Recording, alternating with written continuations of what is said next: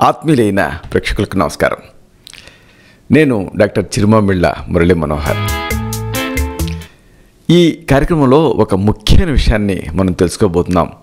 ఈ మధ్యకాలంలో బాగా ఎక్కువగా వినిపిస్తున్న సమస్య ఇది. వైటమిన్ డి తగ్గటం, వైటమిన్ డి డెఫిషియన్సీ. ఎవరిలో చూసినా ఇదే సమస్య. మాస్టర్ హెల్త్ చెకప్లో దాదాపుగా ఒక 60% మందికి ఈ మధ్యకాలంలో ఈ సమస్య బాధిస్తుంది. ఒకప్పుడు లేనిది ఇప్పుడు బాగా ఎక్కువగా వినిపిస్తుంది ఈ సమస్య.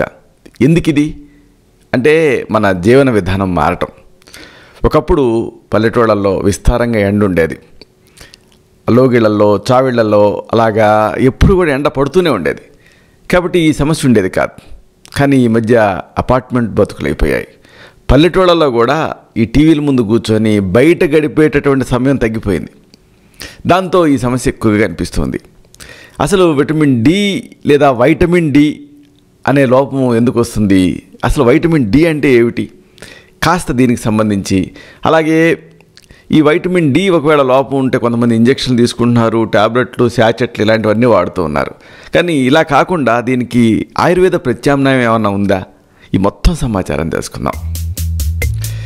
వైటమిన్ డి ఇదేంటంటే మనకి వైటమిన్లు ఉంటాయి కదా, వీటి గురించి మీరు చిన్నప్పుడు చదువుకున్నారు.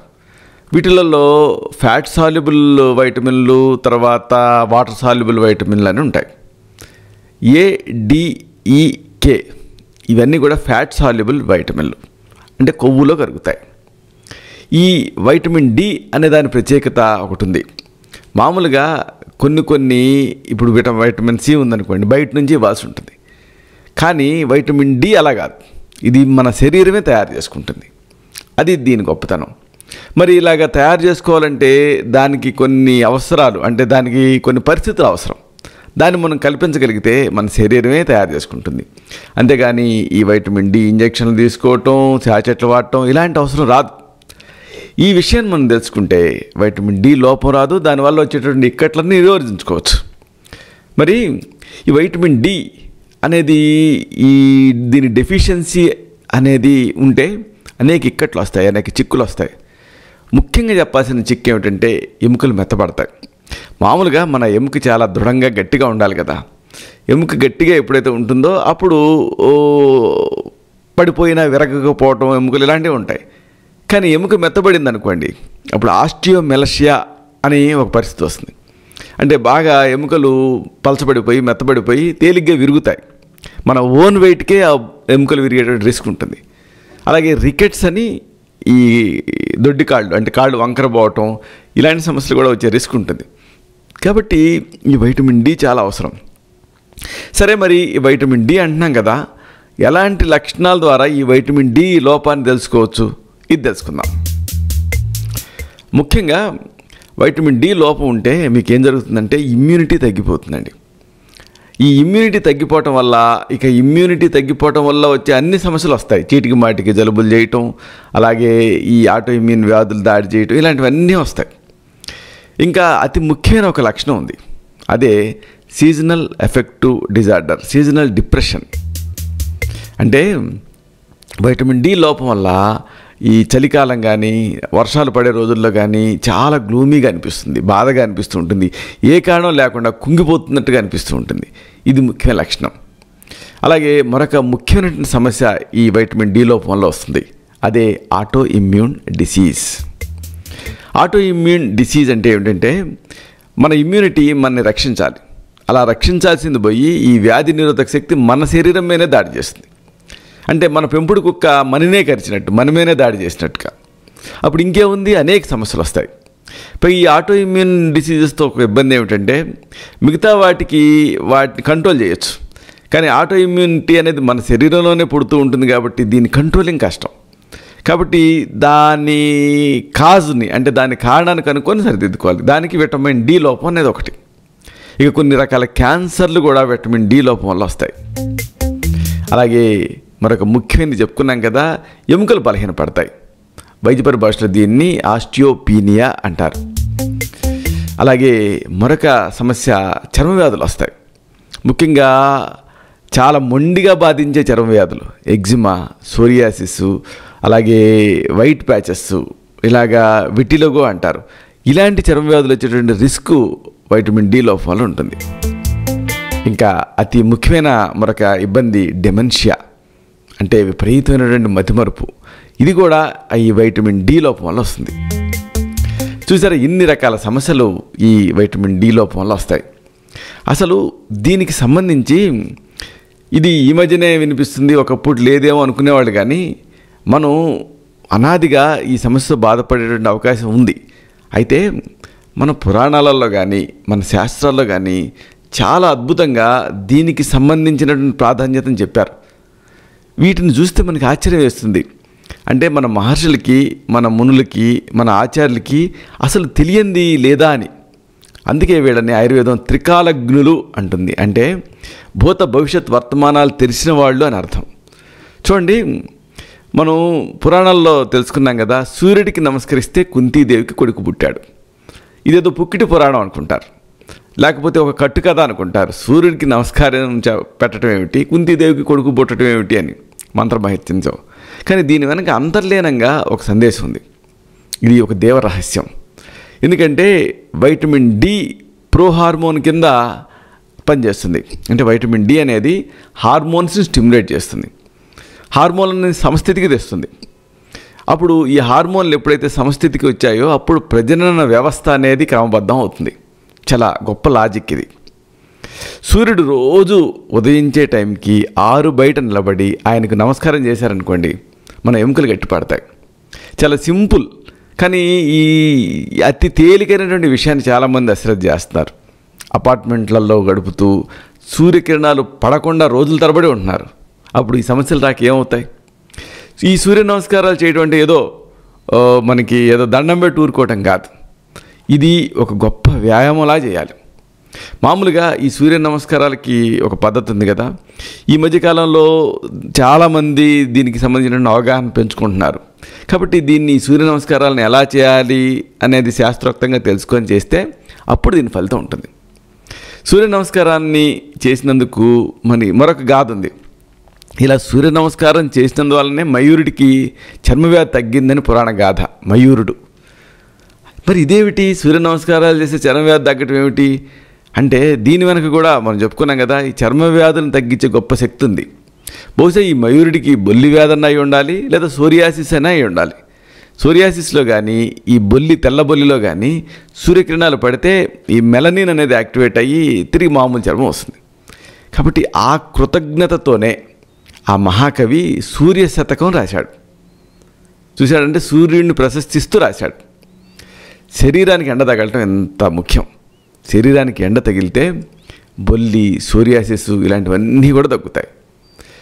సూర్యకిరణాలలో అల్ట్రావైలెట్ కిరణాలు ఉంటాయి, యూవీఏ, యూవీబీ అనేది. ఇవి శరీరంలో డి విటమిన్ తయారీకి తోడ్పడతాయి. అది దీంట్లో లాజిక్. తీసుకున్నటువంటి ఆహారంలో ఈ కాల్షియము మనకి మామూలుగా మనం ఆహారం తీసుకుంటూ ఉంటాం కదా, దీంట్లో కాల్షియం ఉంటుంది. ఈ కాల్షియము అనేది శరీరానికి వంట పట్టాలంటే డి అవసరం. అది డి చేసే పని. అందువల్ల ఇది డి వల్ల కాల్షియం అబ్జార్బ్ అవటం వల్ల ఎముకలు దృఢంగా తయారవుతాయి. అంటే కేవలం డి వల్లనే ఎముకలు దృఢంగా అవ్వవు. డి ఏం చేస్తుంది, కాల్షియం అబ్జార్ప్షన్ని హెల్ప్ చేస్తుంది. అంటే కాల్షియం అబ్జార్బ్ అవడానికి సహాయపడుతుంది. కాల్షియం ఎప్పుడైతే శరీరంలోకి విలీనం అవుతుందో అప్పుడు ఎముకలు గట్టిపడతాయి. ఇది లాజిక్. అలాగే మరొక విషయం, మామూలుగా నల్లగా ఉండే వాళ్ళకి, నైట్ డ్యూటీలు ఎక్కువగా చేసేవాళ్ళకి, అలాగే ఇల్లు వదిలి ఎండలోకి అడుగు పెట్టని వాళ్ళకి, ఏసీ రూమ్లో ఎక్కువగా ఉండేవాళ్ళకి విటమిన్ డి అనేది తగ్గుతుంది. డి విటమిన్ తగ్గి ఎముకలు మెత్తబడిపోయేటువంటి ప్రమాదం ఉంది. వీటన్నిటినీ ఊహించవచ్చు. కానీ నల్లగా ఉండే వాళ్ళకి కూడా ఇది తగ్గే ప్రమాదం ఉంటుంది. ఎందుకంటే నలుపు అంటే అర్థం ఏమిటి, మెలనిన్ కోటింగ్. మెలనిన్ కోటింగ్ అంటే అర్థం ఏమిటి అంటే సూర్యకిరణాలను అడ్డుకోవటం కదా. మనని సూర్యకిరణాలు అడ్డుకోవటం కోసం మనం నల్లబడతాం.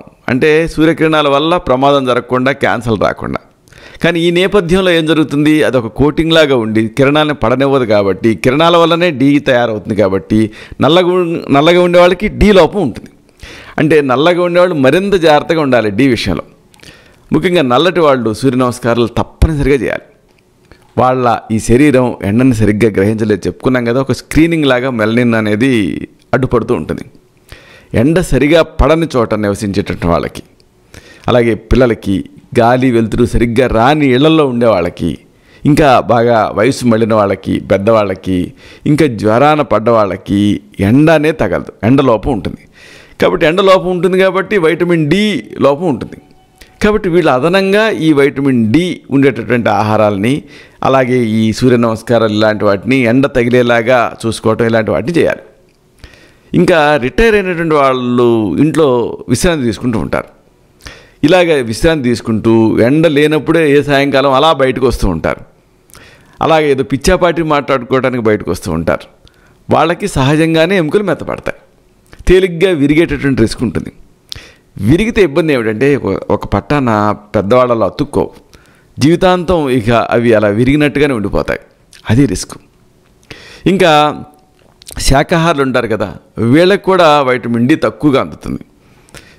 ఎందుకంటే శాకాహారులు సాధారణంగా ఈ చేపలు ఇలాంటివి తినరు, కానీ ఈ చేపలు ఇలాంటి వాటిలో వైటమిన్ డి ఎక్కువ ఉంటుంది, అలాగే గుడ్లో ఉంటుంది. శాకాహారులు ఇవేవి తినరు, కాబట్టి వాళ్ళకి కూడా వైటమిన్ డి లోపం అనేది ఉంటుంది. అందుకని వాళ్ళు మరి ఏమిటి ప్రత్యామ్నాయం అంటే పాలు తాగాలి. కనీసం పాలను తప్పనిసరిగా తాగితే, రా మిల్క్ అంటే వాటిలో మళ్ళీ బూస్టు, బోర్న్విటాలు ఇలాంటివి కలుపుకోకుండా పాలను తాగితే మంచి ఫలితం ఉంటుంది. లేకపోతే విటమిన్ డి ఉండేటువంటి ఆహారాన్ని తీసుకుంటూ ఉండాలి. వాటిని మనం చెప్పుకోబోతున్నాం.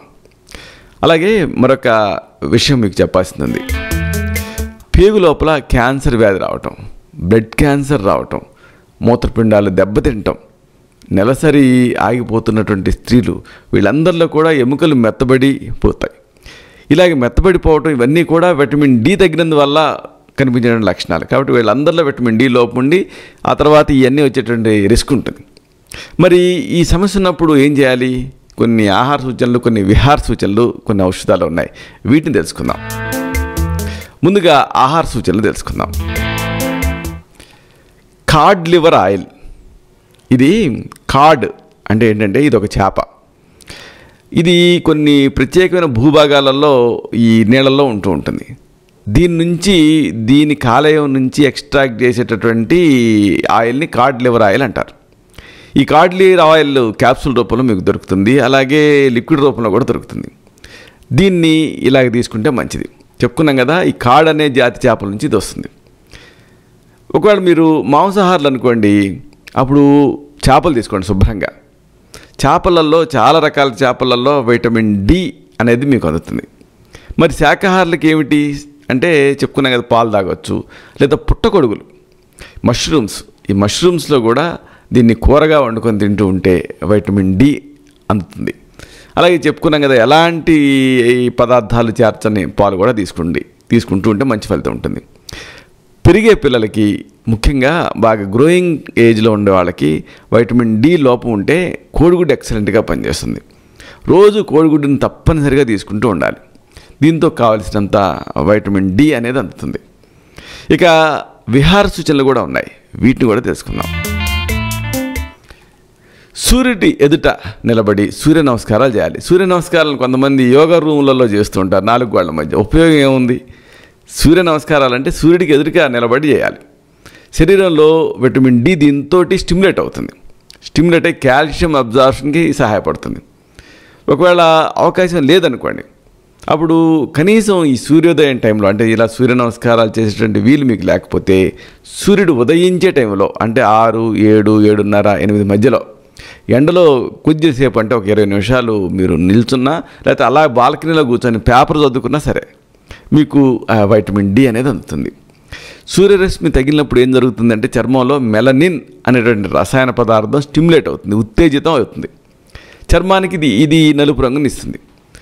బొల్లి వ్యాధి ఉందనుకోండి, అప్పుడు ఎండ చూపిస్తే ఎందుకు ఫలితం వస్తుందంటే, ఇలాగ బొల్లి వ్యాధి ఉన్నప్పుడు ఎండ చూపించడం వల్ల సూర్యకిరణాలు ఆ మచ్చల మీద పడి మెలనిన్ని స్టిమ్యులేట్ చేస్తాయి. దాంతో చర్మం మీద నల్లటి మచ్చలు స్టార్ట్ అవుతాయి. ఇలాగా దీని ఆయుర్వేదంలో భాస్కరారాధన అంటారు. దీంతో ఈ బొల్లి వ్యాధి తగ్గుతుంది. అలాగే ఈ సోరియాసిస్ కూడా మైల్డ్ కేసెస్లో ఉదయం పూట మైల్డ్గా ఉండేటువంటి ఎండ వల్ల సోరియాసిస్ కూడా తగ్గుతుంది. అలాగే ఫంగల్ వ్యాధులు తగ్గుతాయి, ఎగ్జిమాలు తగ్గుతాయి. ఇలాగ అనేక ఉపయోగాలు ఈ సూర్యకిరణాల వల్ల ఉంటాయి. కాబట్టి విటమిన్ డి లోపం కనుక మీకుంటే ఇలాగ ఆహారాలు అలాగే విహారాలు వీటితోటి ఈ సమస్యను తగ్గించుకోవచ్చు. అయితే ఒకవేళ మొండిగా బాధిస్తూ ఉంటే, ఇది బాగా తీవ్రంగా ఉంటే ఏం చేయాలి? కొన్ని చక్కటి ఆయుర్వేద ఔషధాలు ఉన్నాయి. ఉదాహరణకు కుక్కుటాండ త్వగ్భస్మం, అలాగే ప్రవాళ పిష్టి, ఇలాంటి అనేక చక్కటి ఔషధాలు ఉన్నాయి. అయితే ఇవి అందరికీ ఒకేలా పనిచేయవు. మీ నాడిని చూడాలి, మీ తత్వాన్ని పరీక్ష చేయాలి. అలాగే నాడి, దేశం, దూష్యం, బలం, కాలం, అనలం, ప్రకృతి, వయహ, ఆహార శక్తి, వ్యాయామ శక్తి అని వీటన్నిటిని పరిగణిస్తూ ఒక ప్లాన్ ఆఫ్ యాక్షన్ సిద్ధం చేయాల్సి ఉంటుంది. వాటిలో ఔషధాలు ఉంటాయి, వ్యాయామాలు ఉంటాయి, ఆహార నియమాలు ఉంటాయి. దీంతో ఈ సమస్య నుంచి మీరు పూర్తిగా బయటపడగలుగుతారు. చూసారా, ఇలాగ నాకు వీలైనప్పుడల్లా ఈ వీడియోల్ని అప్లోడ్ చేస్తూ ఉంటాను. ఎందుకంటే కన్సల్టేషన్ టైంలో ఏ డాక్టర్ అయినా 5 నిమిషాలు, మహా అయితే 10 నిమిషాలు కేటాయించగలుగుతాడు. కానీ ఒక సమస్య, ఒక వ్యాధి, ఇది పూర్తిగా మీ ఆధీనంలో ఉండాలంటే, దానిపైన మీరు విజయం సాధించాలంటే ఆ వ్యాధికి లేదా ఆ సమస్యకి సంబంధించినటువంటి సమగ్రమైనటువంటి సమాచారం మీకు తెలియాలి. పూర్తి నాలెడ్జ్ అవసరం. నట్స్ అండ్ బోల్ట్స్ అంటారే అలాగా. దానికి నేను ఎంచుకున్న విధానం ఈ వీడియోలు. ఈ వీడియోలోని సమాచారం నచ్చుతుందని మీకు అనిపిస్తే ఈ ఛానల్ని సబ్స్క్రైబ్ చేసుకోండి. అలాగే ఈ వీడియో తాలూకు లింక్ని మీ సర్కిల్స్తో షేర్ చేసుకోండి. అప్పుడు దీంట్లోని ఈ విలువైన విషయాలు వాళ్ళకు కూడా ఉపయోగపడతాయి. అలాగే మరొక విషయం, ఈ వీడియోలు చూస్తున్నటువంటి వ్యూవర్స్ కానీ, లేకపోతే ఈ ఛానల్ని సబ్స్క్రైబ్ చేసుకున్న వాళ్ళు కానీ, లేకపోతే దీన్ని క్యాజువల్గా దీంట్లోకి ఎంటర్ అయిన వాళ్ళు కానీ చాలామంది నన్ను కలవటం గురించి ఈమెయిల్స్ ద్వారా, మెసేజెస్ ద్వారా అడుగుతున్నారు, ఫోన్స్ చేస్తున్నారు. మా సెంటర్ పేరు రక్ష ఆయుర్వేదాలయ. ఇది హైదరాబాద్లో కూకట్పల్లిలో ఉంటుంది. కూకట్పల్లి నుంచి మియాపూర్కి వెళ్ళేటటువంటి ఆ నేషనల్ హైవే మీద మెట్రో పిల్లర్స్ ఉన్నాయి. అంటే మెట్రో ట్రైన్ పిల్లర్స్, వాటికి నెంబర్లు ఉంటాయి. ఈ metro train pillar number MYP 29, MYP 29. దాని MYP అంటే ఏంటంటే అది మియాపూర్ కోడ్. కాబట్టి ఆ పిల్లర్ ఎదురుగా ఒక ఆర్చ్ ఉంటుంది, Rammurthy Nagar CBCID colony arch. ఆర్చ్లోకి ఎంటర్ అవటంతో మా సెంటర్ కనిపిస్తుంది, రక్ష ఆయుర్వేదాలయ అని. నన్ను కలవదలుచుకుంటే మీ మొత్తం మెడికల్ రికార్డ్ తీసుకొని, అపాయింట్మెంట్ తీసుకొని ఇక్కడికి వచ్చి కలవచ్చు. ఇలాంటి మరొక ఆసక్తికరమైన విషయాన్ని తిరిగి ఇదే కార్యక్రమాల పరంపరలో మనం కలుసుకున్నప్పుడు సవివరంగా, సహేతుకంగా, సమగ్రంగా తెలుసుకుందాం. శతం జీవ శరదో వర్ధమానః, శతం హేమంతాన్ శతం వసంతాన్. 100 శరతులు, 100 హేమంతాలు, 100 వసంతాలు. వర్ధిల్లుతూ జీవించండి. శుభం.